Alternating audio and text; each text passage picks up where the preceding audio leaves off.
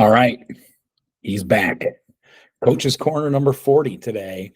Our topic today is player recruiting. Now, I know most of my following is our high school coaches, and I want to emphasize when I talk about player recruiting, I'm not talking about recruiting dudes at other people's school. I'm talking about recruiting players from your own school. So let me be clear on that. But I think I can give you some ideas today of what we've done at our coaching stops and that have been successful in recruiting kids and building numbers in your program. So I think hopefully you can take away some things from this episode to grow your program, build some numbers in your program. I think the first, probably most important thing that you can do in terms of building numbers in your program is to re-recruit your returning players. The best way to build numbers, first of all, is not to lose players.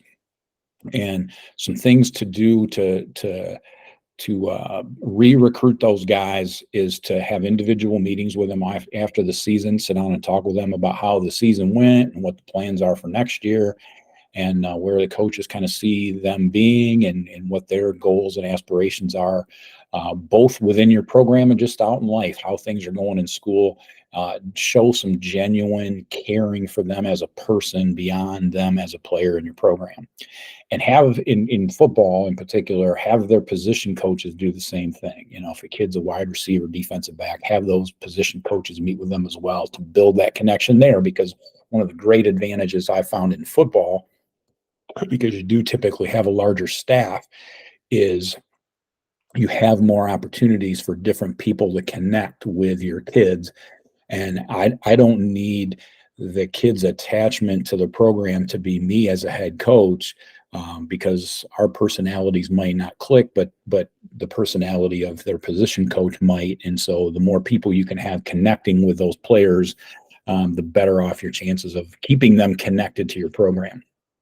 The other thing, make sure you're going out and watching them play other sports in the off season. A lot of times your kids are multi-sport athletes. I know as a football coach, I used to go and continue to go, even though I'm not even coaching, to basketball games and wrestling meets and baseball games, track meets, all those other sports that those kids might be playing. So make sure you're doing that regardless of what sport you coach and regardless of what season it is. Also go to those off-season contests. So you might identify potential athletes for your program, kids that aren't playing your sport right now that might be, you can see some physical attributes or some attitude things that you feel like would be beneficial to your program and that your program could be beneficial to them. And then discuss those kids with those coaches and find a way to reach out to those kids. As a football coach, if I went to a basketball game and saw a kid that was particularly athletic that you feel like, hey, he could contribute as a receiver or defensive back, or you go to a wrestling meet and you find that kid that's got a little bit of toughness to him that you feel like could be benefit, or track meet, you got the kid that's got the great speed, or a thrower that's got just good lower body power, that kind of stuff. Connect with those kids, connect with coaches to get their impressions of those kids and build relationship, build connection, and encourage them to play your sport. Also, maybe talk to the PE teachers and say, hey, are there any kids in your PE classes that would benefit our program? And then go watch them participate in some activity in PE class, build that connection with them as well. Talk to kids in the hallway when you see those kids that you feel like, hey, that kid looks like an athlete. I don't think they're playing another sport during my season. Maybe they could help. Make a connection with them in the hallway. Ask your current players, hey, do you have buddies? Do you have kids that you feel like that aren't playing our sport right now that could benefit our sport? And have them reach out to them, build a connection, encourage them to come and talk to you and encourage them to play. So, you're oftentimes your current players could be, as long as they're having a great experience, can be your best recruiters and the best way to help build numbers in your program. Go to those feeder middle school games in all sports, again, to identify potential players. You might have a pretty good idea of the middle school kids that play your sport, and oftentimes you can't get to those games as much because it's during your season.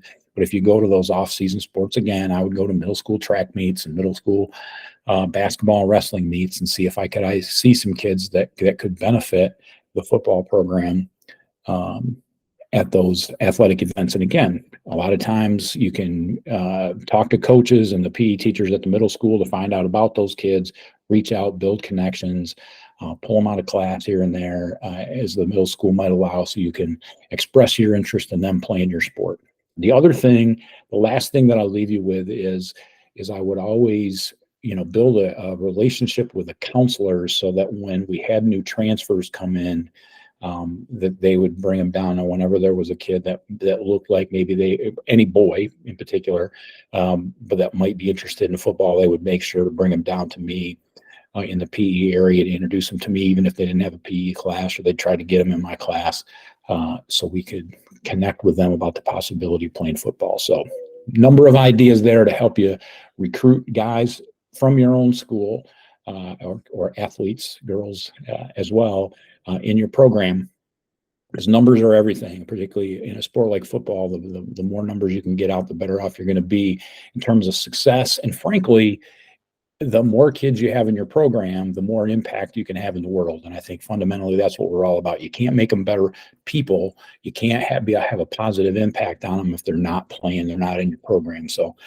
kind of take that attitude as you try to grow your program and to reach as many kids as you possibly can.